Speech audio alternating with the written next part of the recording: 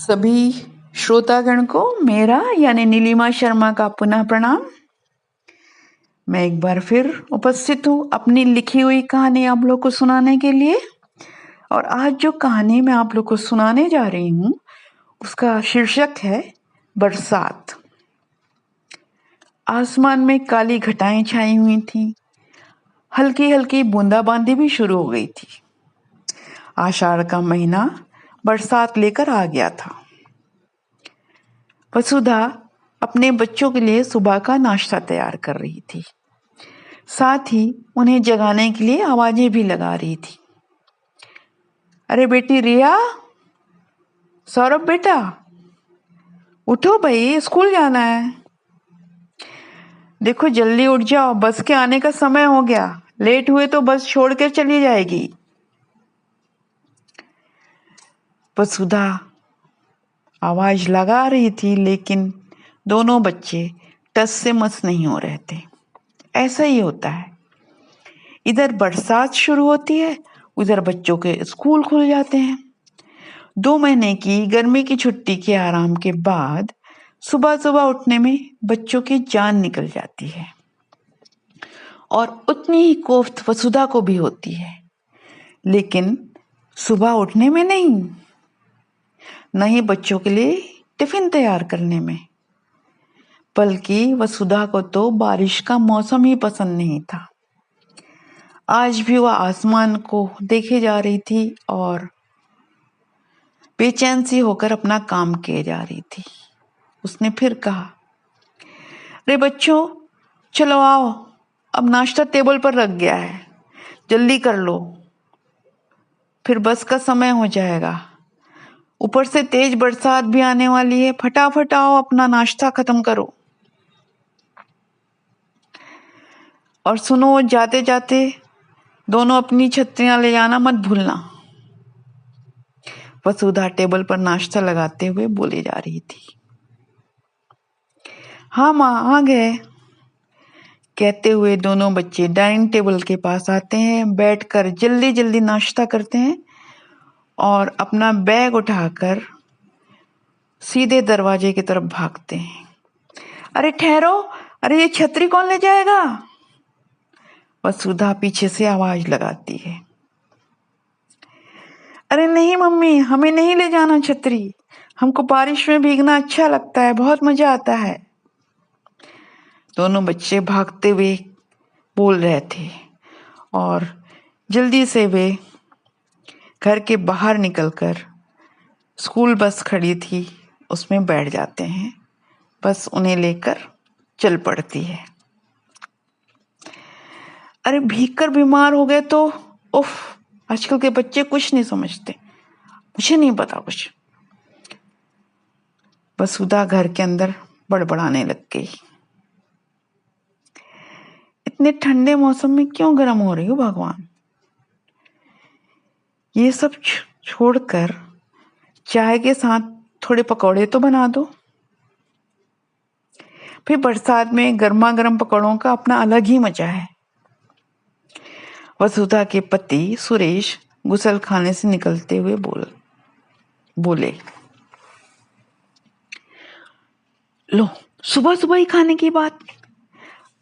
अरे नहाकर जरा ईश्वर को अपना चेहरा तो दिखा दीजिए, फिर तो पूरा दिन ऐसे ही चलेगा, कभी नाश्ता, कभी खाना, कभी चाय। और बरसात तेज हो गई। वसुधा फिर अनमनी सी होकर बोली,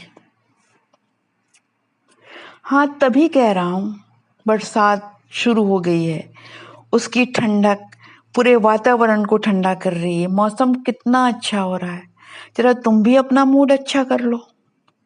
पर नहीं, तुमको तो जैसे जेठ की गर्मी की तरह तपने की आदत है। यह कहते हुए सुरेश बुरा सा मुंह बनाकर दूसरे कमरे में चले गए। वसुधा भी पैर पटकते हुए वहां से गई और आंगन में बरसात के पानी को साफ करने में लग गई। हर पावस के मौसम की यही कहानी रहती।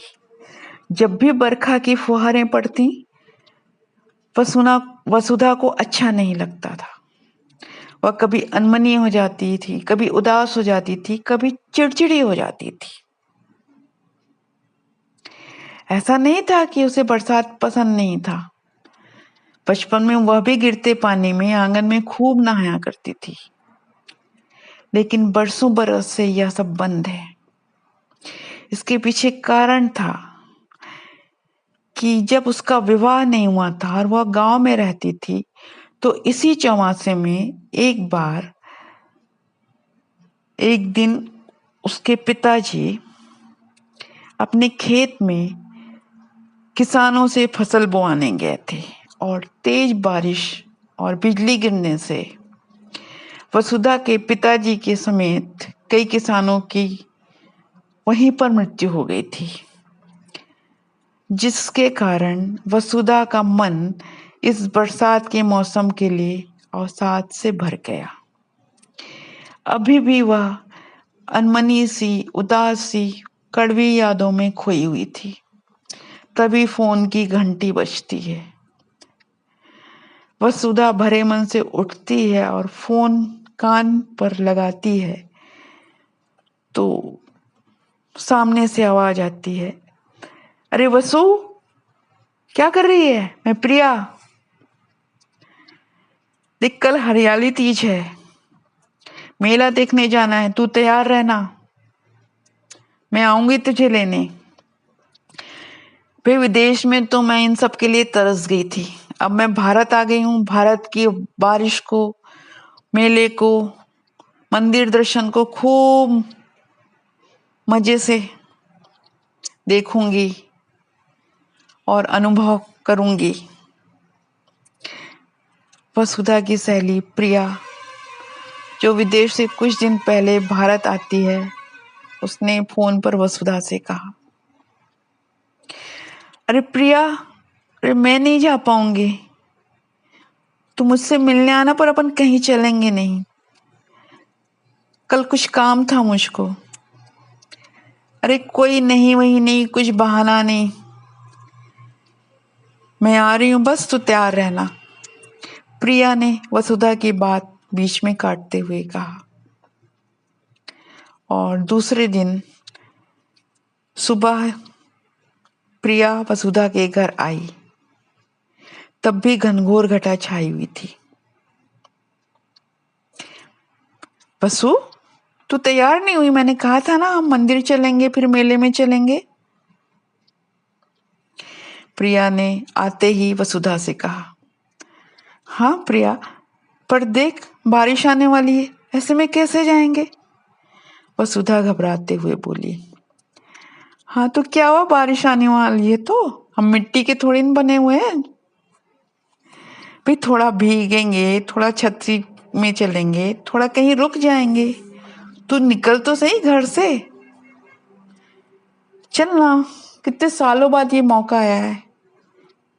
प्रिया चहकते हुए बोली, ना, मैं नहीं, मुझसे नहीं हो पाएगा प्रिया। वसु हकलाते हुए बोली।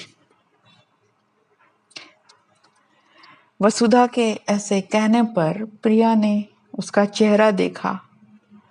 उसका चेहरा सफेद हुआ पड़ा था। तब प्रिया ने वसुधा को बिठाया और कहा, अरे वसु, देख, वो एक हादसा था और उस हादसे के दर्द को, उस भय को लेकर तू कब तक जिएगी? इन सब बातों को, पुराने अशुभ बातों को दिमाग से हटा देना ही अच्छा रहता है। देख, बारिश का मौसम तो हर साल आएगा, और क्या तू हमेशा ऐसी परेशान रहेगी? वो बात तो एक बार हुई है, हादसा था, गुजर गया। उसके डर को अपने मन में मत बिठा, इससे कुछ भी नहीं हासिल होगा वसु। मैंने सुना है तू हर बारिश में घर में सबको हलाकान कर देती है।